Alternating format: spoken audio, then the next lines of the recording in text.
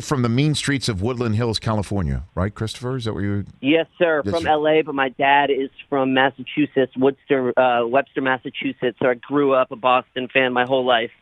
Aha. So you Christopher Brockman meet Christopher Mintz-Plasse. Speaking my language. Okay, buddy. there you go. So, so that puts you in all the Boston sports categories, every last one of them. Or Yeah. Sox, Patriots, Celtics. You know, we've had a good run, but things are happening with all three of those teams right now. So I'm not really certain about their future, but I mean, you can't complain. We've won way too many championships in the past 20 years. Understood. Way to spike the football there. So, what was it like to watch for you to watch Tom Brady do it for somebody else?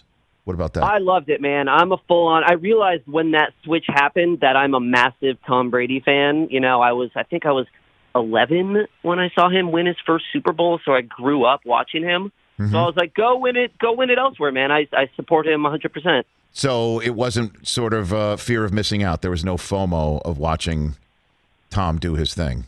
No. I felt like a Bucs fan the whole season, honestly. And, you know, with COVID and everything going on, it was a weird year, and Patriots had like 6 defensive guys sit out.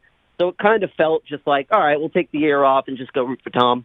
Okay, so now what do you think about what Belichick and the team should do right now, having re-signed Cam Newton? Good. I mean, it feels like, you know, they filled a bunch of gaps that they needed. They didn't sign like any crazy superstar players, but they got a couple great tight ends. They got a bunch of their own defensive players coming back. So I feel like a wild card spot is in play. Well, I know you were offering to wear a Rich Eisen Show T-shirt to the Academy Awards that you may or may not truly actually be planning on attending. But this is, I do believe, your first rodeo of calling into the show, appearing on this program, and I'm pleased to have you here. We have a segment called Higher Register, where you have to go, where when you speak in higher register, that means you have to go higher register to believe what you're saying. You do realize you went higher register when I asked you how the Patriots look, and you said they look good. You went higher register. You went, they look good. Like you, they look good. They look good. Exactly. They That's look good. so. Yeah. I mean, they do. They look good. There we go. That's what I'm saying. He said it with his chest. That's what I'm they saying. Look good. They're not going to be. They don't look great. What can I say? But you got to believe Belichick knows what he's doing, and he signed a bunch of solid role players. Okay. Have you ever in your endeavors come across a Patriot player or Red Sox player, anybody like that who has seen your work and you have compared notes in any way, shape, or form? Does that happen? Yeah, I've been very lucky to go back to Boston a bunch of times. I've had dinner with Rondo back in peak Rondo championship Celtics era. Okay. Same with Kevin Garnett, Paul Pierce.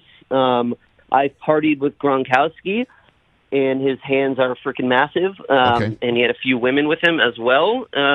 Okay. And I met Mookie Betts when he was a Red Sox, which I think is one of the most brutal moves in Red Sox history, was letting that guy go, for sure. Well, and I'm sure you growing up here in Los Angeles, you have a lot of Dodger friends who are probably giving you crap for thanks for Mookie Betts, right? I'm sure that's Yeah, and I think I'm too good of a friend. Well, it's like, well, if he's going to go anywhere, I'm glad he went to my best friend's team so they get to watch him. But it stings. It stings for sure. So, so it's been a while since you've hung with Paul Pierce, because I didn't see you in his Instagram live video that made the rounds, Christopher. I didn't get the invite. I was really bummed about that one. You're not in his poker group? Is that what you're saying?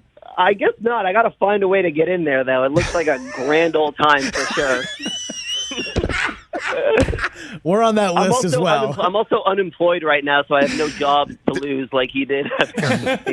Okay, so you only live once, though, right? So you got a YOLO and see if we can get you into Paul Pierce's circle, inner, outer, or whatever. I mean, yeah. I mean, if you're going to be there, Rich, I'm in. I don't know. I do have multiple jobs and a wife and children, fair. So I don't know. Fair. I don't know. I don't think. To be honest with you, but I'll go for the both of us. But here's my one in here. He said that he loves Shabbat, so I've got that going for me. Being a fellow Jewish lover of Shabbat, maybe I can tell do her that. the Shabbat. Tell your wife the Shabbat's going from 9 p.m. to 4 a.m. like a normal, normal Shabbat dinner time. Hey, you watched all the way to the end. Thanks for that. Watch more right here.